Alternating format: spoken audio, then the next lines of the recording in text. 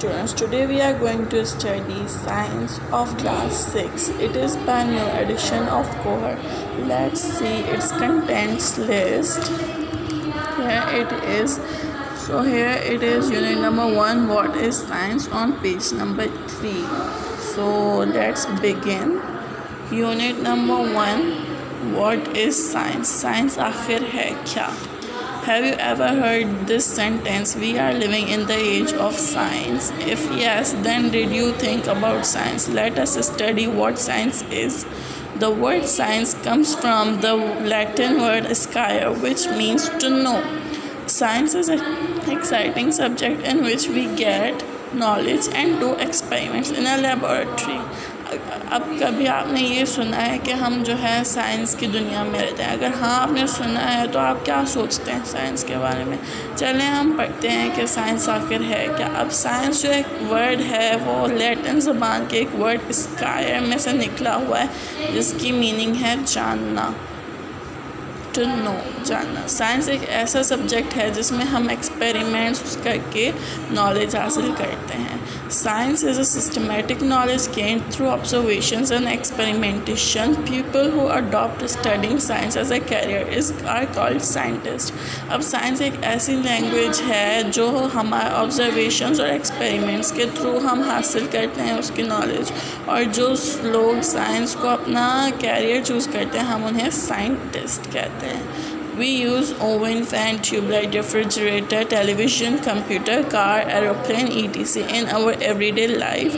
All these are wonders of science. अब ये जो सारी चीज़ें हम डेली लाइफ में बहुत सारी यूज़ करते हैं, इसके अलावा भी बहुत सारी नई चीज़ें हैं जो हम यूज़ करते हैं। अब ये जो हैं साइंस के इजादात हैं। Let's turn the page. Science good और बैड। अब साइंस जो है वो अच्छी है या गुड, मतलब बुरी है? It is a question of great importance whether science is good और bad. On the one hand, science has made our life easier and more comfortable. However, on the other hand, science has also created many health hazards and destructive weapons of war. Let us discuss both good and bad sides of science. अब ये एक बहुत ही अहम सवाल है कि science जो है वो अच्छी है या बुरी है। एक हाथ पर तो साइंस ने हमारी जो डेली की लाइफ है वो बहुत ही ईजी आरामदेह की हुई है, पर दूसरे हाथ पर हम अगर देखें तो हमारे बहुत सारे जंगी औजार बने हैं और भी बहुत सारी चीज़ें हैं जो हमारे सेहत को नुकसान देती हैं। चलें आज हम ना दोनों साइड्स को डिस्कस करते हैं। पहले हम डिस्कस करेंगे साइंस इज़ गुड, मतलब साइंस अच्छा है। We can observe scientific advancement around you which have made man's life more comfortable and a lot easier. अब हम जैसे कि देखते हैं कि साइंटिफिक ने ऐसी एडवांसमेंट, मतलब ऐसी इजादात की हैं जिसके ज़रिए इंसान की लाइफ बहुत ज़्यादा आसान और बहुत सुकूनदा हो गई है। जैसे agriculture, our forefathers used simple methods to plough fields and grow crops. The production was limited. These methods cannot meet the needs of ever-growing population. Science has helped us in developing scientific methods of agriculture. Now we use tractors, harvesters, threshers, insecticides, pesticides and fertilizers to get heavy production of crop. अब जैसे कि हमारे पहले आबा अजदाद जो थे वो आसान और सिंपल जो थे, मतलब उगाने के तरीके यूज़ करते थे, तो उनमें हमारी जो पैदावार थी वो भी बहुत थोड़ी सी होती थी, मतलब लिमिटेड होती थी, इतनी ज़्यादा नहीं होती थी। तो वो रोज़मर्रा के हमारे जो पॉपुलेशन तादाद है बढ़ाने में वो हमारी पूरी नहीं पड़ती। तो साइंस ने हमें ऐसे मेथड्स, ऐसे हमारे तरीके ईजाद किए कि हम ज़्यादा फसल उगा सकें, जैसे कि ट्रैक्टर्स हो गए, थ्रेशर्स हो गए, फिर उनकी दवाइयाँ वगैरह, फिर फर्टिलाइज़र जो हमारी पैदावार को बढ़ा सकें। इससे हमारी साइंस जो है वो अच्छी साबित होती है। Health. Rich researches in medical science have improved human health. Modern medical instruments and techniques like X-ray and ultrasound have made it possible to diagnose complex and fatal diseases in earlier stages so that they can be treated well. All the medicines are the result of scientific research. अब जैसे कि अगर हम health पर आ जाते हैं तो science ने ऐसी तरक्की की है कि हमारे पास ऐसी डिवाइसेस हैं जो कि मतलब जल्दी ही हमारे मर्ज़ को हम ढूंढ कर उसका इलाज करना हमें ढूंढ कर देती है ताकि हम उसका इलाज कर सकें। अब जो भी सारी मेडिसिन हैं वो भी हमारे साइंस के ईजादात हैं। Consumer goods. We use a number of goods in our daily life. Example: soap, toothpaste, cold drinks, chocolates, and air conditioner, etc. All these are made up by using scientific principles. अब हम हमारे life में daily use में जो products use करते हैं वो भी हमारे साइंटिफिक प्रिंसिपल्स और साइंटिफिक तरीके से ही बने हुए हैं। सो on the page 5, number 4, transportation. Traveling in the past was not only difficult but also unsafe. Today we enjoy our travel in cars, buses, aeroplanes and trains, which are result of science. Even space is being explored by the use of rockets. अब पहले के दौर में जो travelling थी तो वो इतनी आसान नहीं थी, वो बहुत ही मतलब मुश्किल और सेफ़ भी नहीं होती, पर आजकल हम अपनी जो ट्रैवलिंग है वो बहुत इंजॉय करते हैं। और आजकल के दौर में तो लोग स्पेस पर भी जाते हैं, वहाँ पर भी देखते हैं। Number 5, communication. Science has revolutionized the field of communication by introducing radio, telegram, telephone, mobile, email, fax and internet. अब जो कम्युनिकेशन है वो पहले के दौर में इतनी आसान नहीं थी। आजकल हमारे पास बहुत सारी चीज़ें हैं जिसके थ्रू हम कांटेक्ट कर सकते हैं। अब हम आते हैं दूसरी साइड पर। Science is bad. Science can also be use for the destruction of the world. अब जो साइंस है वो हमारे मतलब दुनिया को ख़त्म करने के काम भी आ सकती है। Number 1, bombs and warheads. It is a negative and dark side of science that scientists have made bombs, tanks and warhead to destroy humanity. अब तो ये एक जो है साइंस की एक बुरी साइड आ गई कि साइंस ने ये सारी चीज़ें बनाई हैं तो मतलब जिससे ह्यूमन मतलब इंसानियत मर सकती है, इंसान मर सकते हैं। Unemployment. Scientifically made machines are run with very few workers. As a result, a lot of people are becoming unemployed. This situation is more alarming in developing countries. अब साइंटिस्ट ने ऐसी मशीन्स बनाई हैं कि वो जो है वो बहुत ही थोड़े लोगों में से और थोड़े लोगों की जगह लेती है। जैसे कि हमारे बहुत सारे काम जो हैं वो मशीन्स ही कर लेती हैं, तो इस वजह से हमारे जो लोग हैं उन्हें इतनी जॉब्स नहीं मिलती और ये सिचुएशन बहुत ज़्यादा मतलब डेवलपिंग कंट्रीज़ में बहुत पाई जाती है। Deforestation. Human population is increasing rapidly due to scientific advancement. More and more land is created of forests to make home for this increasing population. This deforestation also adds the pollution. अब जैसे कि हमारी आबादी बहुत ज़्यादा बढ़ती जा रही है तो ज़्यादा से ज़्यादा जो है लैंड वो अपाए जा रहे हैं दरख्त काट कर, ताकि वहाँ पर बढ़ती हुई पॉपुलेशन के लिए घर बनाए जा सकें। अब इस वजह से हमारी पॉल्यूशन बहुत बढ़ती है, क्योंकि हमारे मतलब पॉल्यूशन इंक्रीज़ होती है तो दरख्त नहीं होंगे तो वो हमारी पॉल्यूशन बढ़ती ही चली जाएगी। Pollution is also the result of scientific advancement. This is extremely harmful to human health. Should we use science for the welfare of human beings or their destruction? Science must be the source of bringing peace in the world. और जो pollution है वो ऐसे मतलब जैसे कि हमारी गाड़ियाँ वगैरह आई हैं वो भी हमारे साइंस के ईजादात हैं। अगर वो ना होती तो हमारी पॉल्यूशन नहीं होती। हमें जो है वो साइंस इंसानों की मदद के लिए यूज़ करनी चाहिए या फिर उनकी बर्बादी के लिए यूज़ करनी चाहिए, ये हमारे हाथ में होता है। Let's move forward. So here it is, how does a scientist work? अब एक साइंटिस्ट जो है वो काम कैसे करता है? A scientist use scientific method to study and solve problems. We can also use this method to find the answers to our problem. अब जो साइंटिस्ट है वो साइंटिफिक मेथड्स इस्तेमाल करता है पढ़ने के लिए और प्रॉब्लम्स को सॉल्व करने के लिए। हम भी वो मेथड्स यूज़ कर सकते हैं ताकि हमारे प्रॉब्लम्स के भी आंसर मिल जाएं। Identifying problem. The problem is question you want to answer. अब जो प्रॉब्लम है वो मतलब वो पहले प्रॉब्लम को ढूंढते हैं। अब प्रॉब्लम क्या होती है? वो क्वेश्चन होता है जिसे हम आंसर करते हैं। Qasim had a question about the flute, how wondered how the many sounds of the flute were made His problem was how does a flute make different sound. अब कासिम के पास एक क्वेश्चन था एक बांसुरी के बारे में. अब वो सोच रहा था कि इस एक बांसुरी में कितने सारे साउंड हो सकते हैं. तो उसकी ये प्रॉब्लम थी कि इतने सारे साउंड्स एक से मतलब बांसुरी कैसे बजा सकती है. Make observation are anything we notice about the problem. अब ऑब्जर्वेशंस वो चीज़ होती हैं जो हम अपने मसले के बारे में हम मतलब ध्यान में रखते हैं. The first step in finding the answer to the problem is to make observation. अब पहला जो स्टेप होता है आंसर मालूम करने के लिए वो होता है ऑब्जर्वेशन करना, मतलब उनकी छोटी छोटी बातें नोटिस करना. Qasim noticed that a flute has several holes. अब कासिम ने देखा कि जो फ्लूट है उसके अंदर बहुत सारे छेद हैं. A flute player blows across the mouthpiece of the flute. Each time the player opens the hole the flute makes a different sound.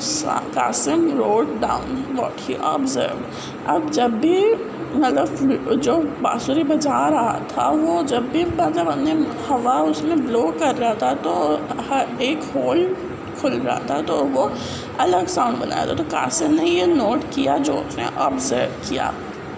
State hypothesis. A hypothesis is a possible answer to the problem. Qasim thought about his problem and his observation. He knows that there is air in the flute. We change the amount of air inside the flute when we open different holes. अब जो hypothesis है वो एक मतलब एक तकरीबन एक answer होता है हमारे प्रॉब्लम का.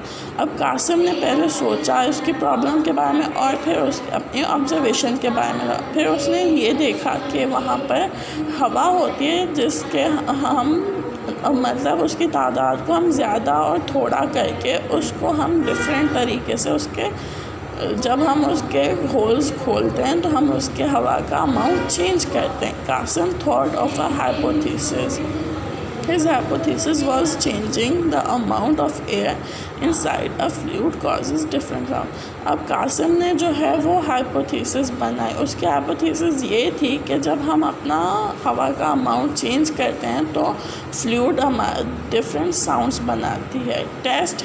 अब हमारा जो नेक्स्ट स्टेप होता है वो होता है test hypothesis. We can test a hypothesis by doing an experiment. अब हम हाइपोथेसिस चेक कैसे करते हैं, हम एक्सपेरिमेंट के थ्रू करते हैं. Qasim thought about how he could do an experiment to test his hypothesis. अब कासिम ने ये सोचा कि वो अपना एक्सपेरिमेंट कैसे करे इस हाइपोथेसिस को टेस्ट करने में. He decided to use 4 drinking straws. अब उसने 4 जो स्ट्रॉज थी वो ली.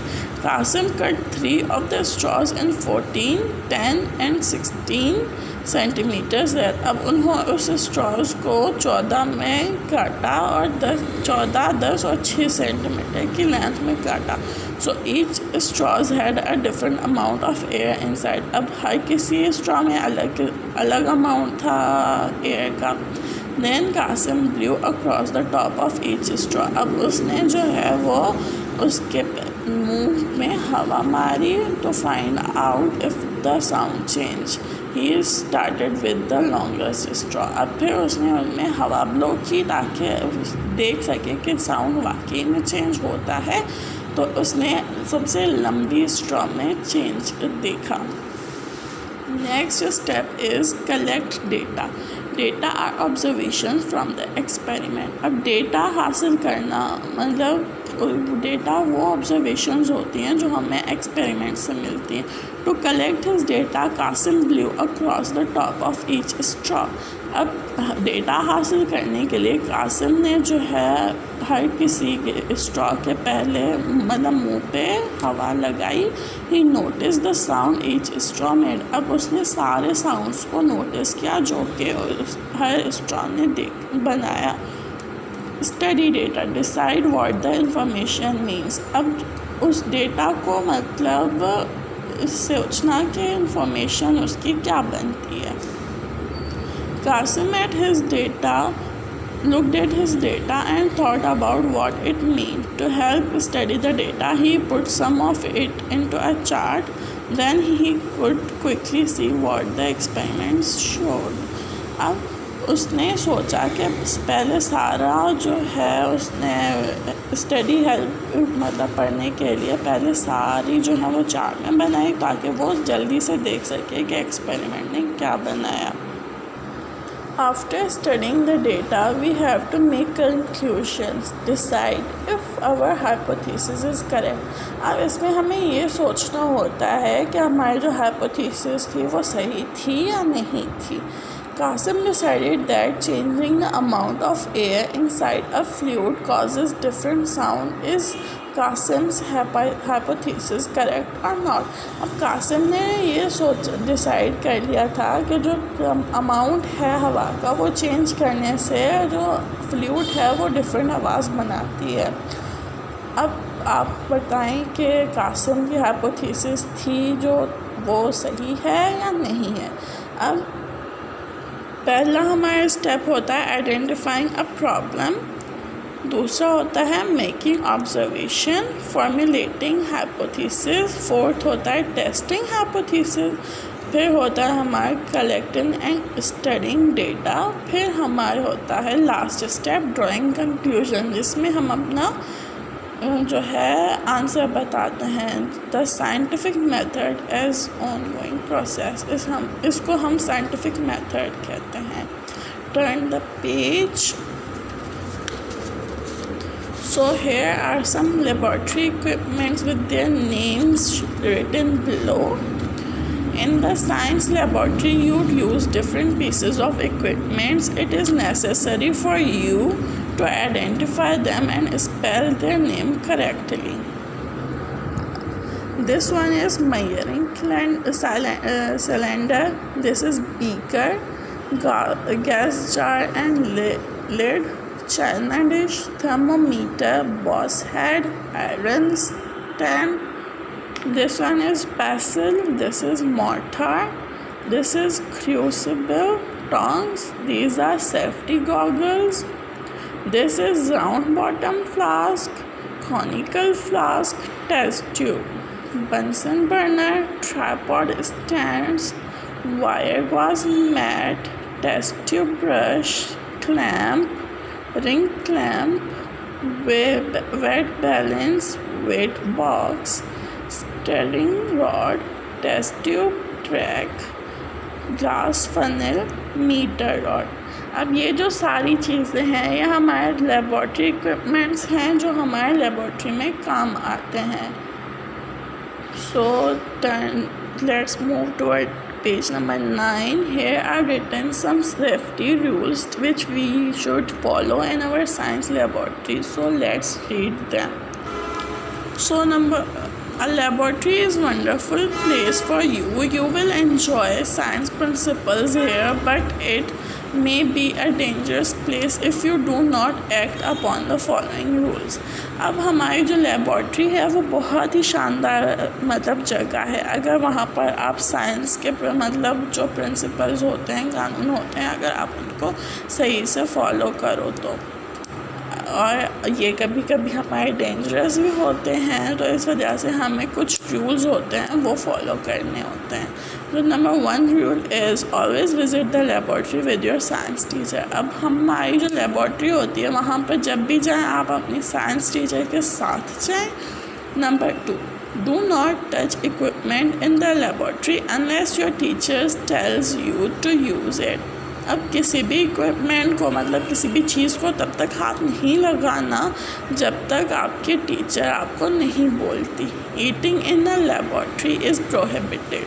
अब हमारी जो लेबॉर्ट्री होती है उसमें खाना पीना या खाने की चीज़ें इस्तेमाल करना मना होता है. प्रोहिबिटेड मतलब मना हुआ होना. Only walk, never run in the laboratory. अब हमेशा वहाँ पर घूमा करें. कोई बच्चे होते हैं दौड़ते हैं तो किसी चीज़ अगर कोई टूट गई तो फिर बहुत बड़ा नुकसान हो सकता है.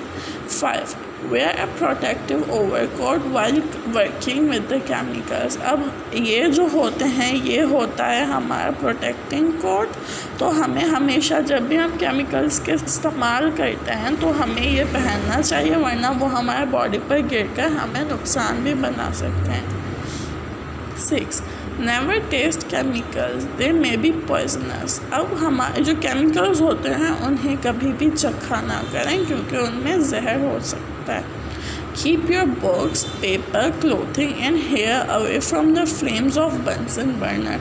अब बंसन बर्नर में जो है हमेशा वो आग होती है, इस वजह से हमें हमेशा जो है अपने बुक्स, पेपर और कुछ जो भी चीज़ें होती हैं वो हमें उनसे दूर रखनी चाहिए। 8. Always keep the test tube pointing to the opposite side of your face. अब हमारा जो टेस्ट ट्यूब होता है वो हमेशा हमारे फेस के अपोजिट डायरेक्शन में होना चाहिए। Report to your teacher immediately if some accident occurs in the laboratory with any student. अगर मतलब लेबॉर्ट्री में कोई भी हादसा हो रहा है तो पहले आप अपने टीचर को बताएं, ऐसे खुद डील ना करें। 10.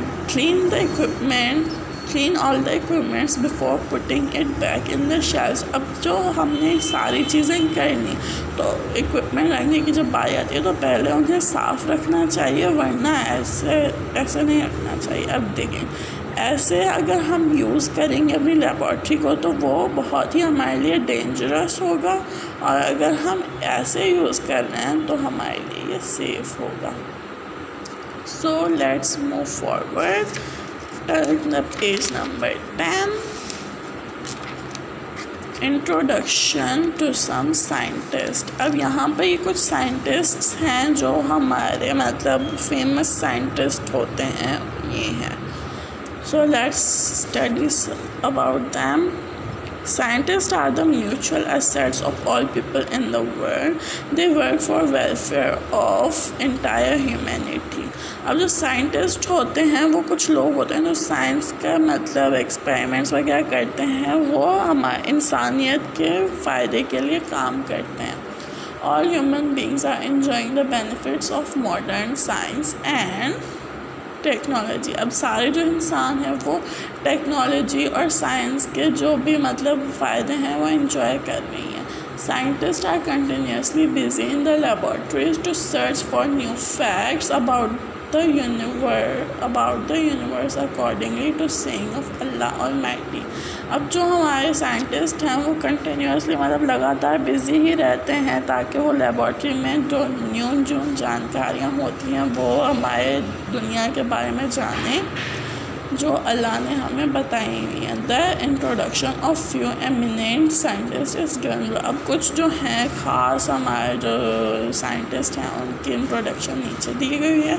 Number 1, Jabir bin Hayyan 722 to 817। अब जो जाबिर बिन हयान थे वो 722 AD में पैदा हुए और 817 सेंचुरी में मर गए। Jabir bin Hayyan was a great Muslim scientist. He is said to be the father of chemistry. और जो जाबिर बिन हयान है वो एक बहुत ही अच्छा मुस्लिम साइंटिस्ट था और उन्हें मतलब केमिस्ट्री के फादर भी कहा जाता है। He had his own laboratory. He invented chemical methods for metallurgy of ores, making steel, making leather, dyeing the cloth, protecting iron from rust, fractional distillation, and making varnish. He prepared sulfuric acid, nitric acid, and hydrochloric acid. He wrote many famous books which were translated into English and French.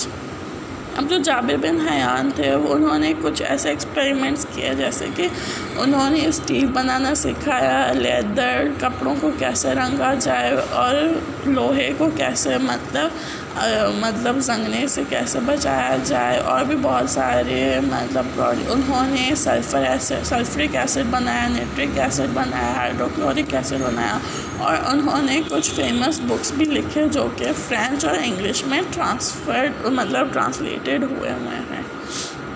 अब हमारा दूसरा जो scientist है वो है इब्न al Hatim 9065 to 1039। अब जो है ये साइंटिस्ट जो थे वो आए थे हमारे 965 में पैदा हुए थे और 1039 सेंचुरी में वो मर गए। इब्न al Hatim was an eminent scientist of the Muslim world. He is known as Al-Hasan in Europe.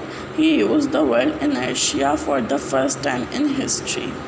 अब जो इब्न अल हातिम थे वो बहुत ही मशहूर साइंटिस्ट थे मुस्लिम दुनिया के। अब उन्होंने वो अल हसन के नाम से जाने जाते थे यूरोप में, और उन्होंने इनर्शिया जो वर्ड था वो पहली बार यूज़ किया था। Later it was renowned as Newton's law of inertia.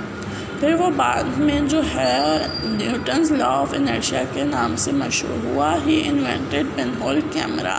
जो पिनहोल कैमरा होता है वो इन्होंने इन्वेंट किया था। He wrote a famous book on light in which he discussed mirrors, lenses, reflections and reflection of lights in detail। अब इन्होंने बहुत सारे फेमस एक बुक लिखी थी जिसमें उन्होंने शीशे और लेंसेज के रिफ्लेक्शन और रिफ्रैक्शन के लाइट के बारे में डिटेल में लिखा था। He wrote the structure of eye which is still considered correct। अब इन्होंने जो है वो आँख का स्ट्रक्चर भी लिखा था जो अभी तक सही माना जाता है। Roger Bacon invented telescope using the observations of Ibn al Haitham. अब रॉजर बेकन जो थे साइंटिस्ट, उन्होंने टेलीस्कोप तो बनाया पर इब्न अल हातिम की ऑब्जर्वेशंस के मतलब इस्तेमाल से ही बना है। अब थर्ड हमारा जो है साइंटिस्ट है वो है अबू रेहान अल बैरूनी। ये हैं अब वो al Biruni was a great Muslim scientist and tourist. He discovered the light travels faster than sound during his tour to Indian subcontinent. He calculated the radius of the earth to be 6,338 kilometres. अब जो मतलब अल बैरूनी थे वो एक बहुत ही मतलब मशहूर मुस्लिम साइंटिस्ट थे और एक टूरिस्ट भी थे जो जगह जगह जाते हैं। अब उन्होंने जो है ये डिस्कवर किया था जो लाइट है वो मतलब आवाज़ से ज़्यादा ट्रैवल जल्दी करती है। उनके एक इंडियन सब कॉन्टिनेंट के टूर के दौरान उन्होंने ये कैलकुलेट किया था कि जो अर्थ का रेडियस है वो है 6,000 से 333 किलोमीटर्स। अब जो modern calculation is 6,353 kilometers which is close to Al-Biruni's calculation। अब जो उसकी न्यू मतलब कैलकुलेशन है वो है 6,353 जो कि अल-बिरूनी की कैलकुलेशन के बिल्कुल मतलब आसपास है। He was the first man to say the Indus Valley is the part of some ancient sea। He wrote about 150 books on mathematics। अब जो ये हैं ये पहले इंसान थे जिन्होंने कहा कि जो इंडस वैली है वो मतलब कुछ पुराने और कदीम जो समंदर हैं उनमें से एक है। इन्होंने तकरीबन 150 बुक्स जो हैं वो मैथमेटिक्स में लिखी हैं। हमारे जो चौथे साइंटिस्ट हैं वो हैं अबू अली सीना। अबू अली सीना is said to be the Aristotle of Muslim world। He is known with the name of Avicenna in Europe। He was not only a chemist but also a pharmacist, a person who works on medicine। He wrote research thesis on about 760 herbs। He rejected the idea that ordinary metals can be transformed into gold। He also wrote many famous books on science। His books were taught in European medical institutes।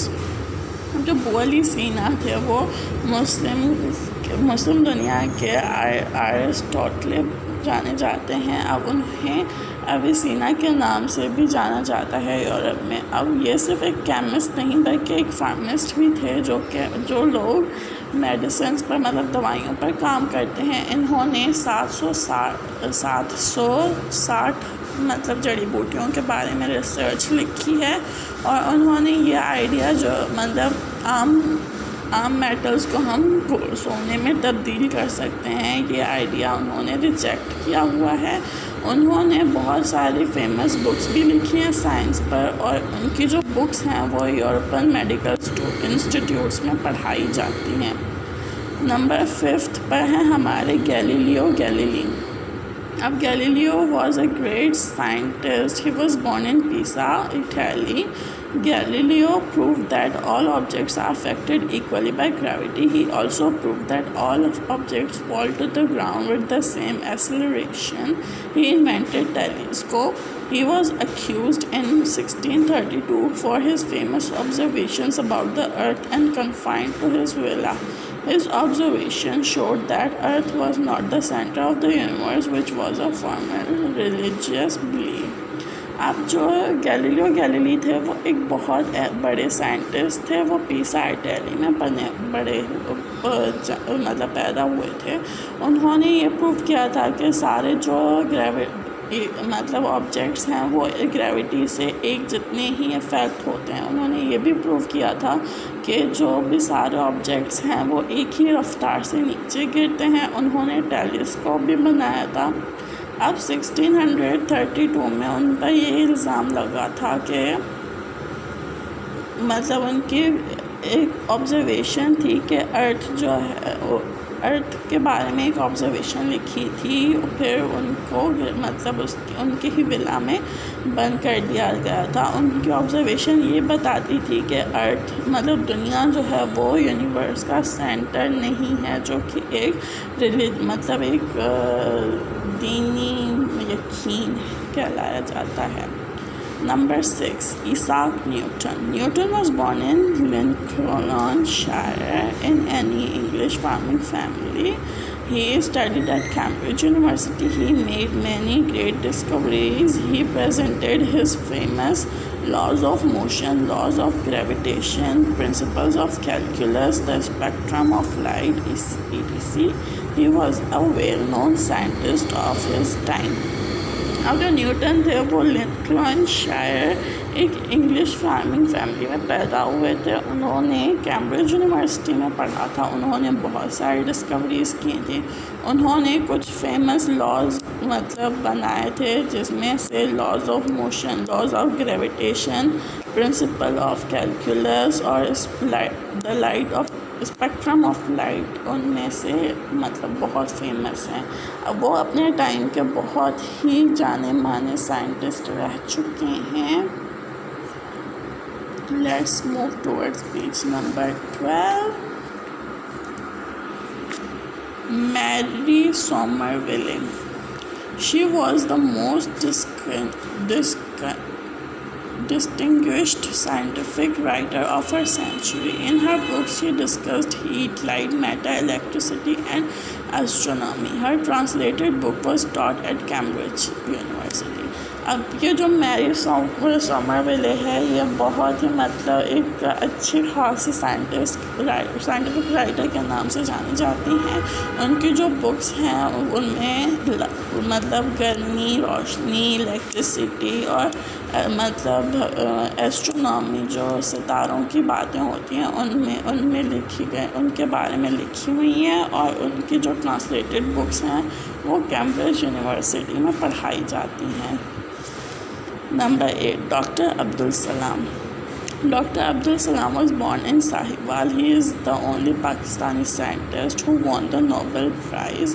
His subjects were physics and mathematics. अब Dr. Abdul Salam जो थे वो साहिवाल में पैदा हुए थे। वो